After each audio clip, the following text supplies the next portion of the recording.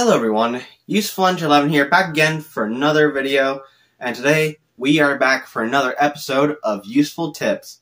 Now, if you don't know what this, series is yet, I highly suggest going to watch the first episode, but if there's one thing I forgot to mention in the first episode, was that this tutorial series, that I guess invented, so to speak, was inspired by Heisel Hints done by Heisel Productions, where while he is the one who does, sets and, going into detail, what you need, what you should add, and all that stuff, mine's sort of a life hack type of series in that regard. I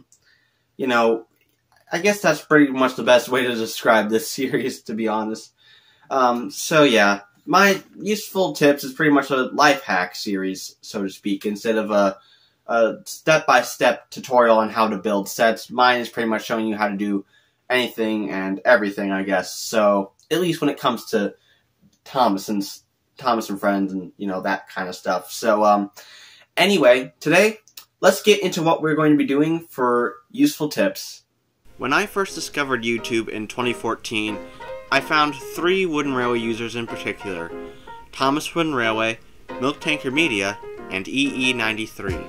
When it came to all 3 of these users, they were all my favorites, and in a way, technically still are to this day. But 2 of them were sort of the same to me, and one of them was more different.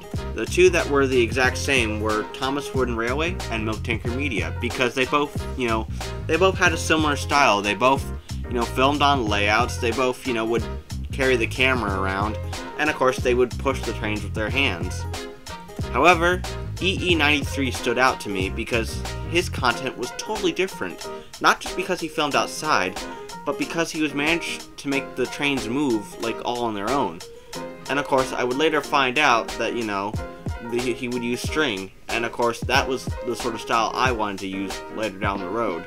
And of course, I eventually did. But there's one thing I'm not really a fan of, is when people pull, the trains on the string, but you can see it visibly.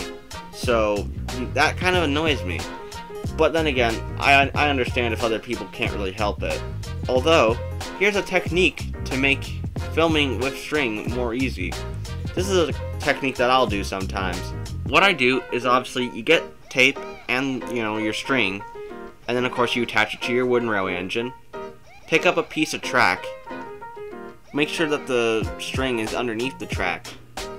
And then, when you start pulling, the string, or should I say fishing line, is as close to the ground as possible.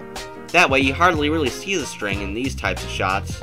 And not to mention, if your engine doesn't stop, when you want it to, well, it's kind of like a buffer, even though there are no buffers there, if you get what I mean. I highly suggest trying this technique and seeing what you guys think of it, because personally, it's helped me out a lot when filming content. So everyone, I hope once again you enjoyed this episode of Useful Tips. Like the first episode, this one was very simplistic, and especially for the long explanation I gave at the beginning of it. But I had to give you guys a little bit of background to show what we were going to do today. So I hope you found this tip, I guess, useful, so to speak. So once again, guys, I hope you all enjoyed this tutorial series, and hopefully the 3rd episode will be a lot more, a lot more exciting. But I feel like for now, it was just best to start out small. So guys, once again, Useful11 signing out. Take care. See you next time.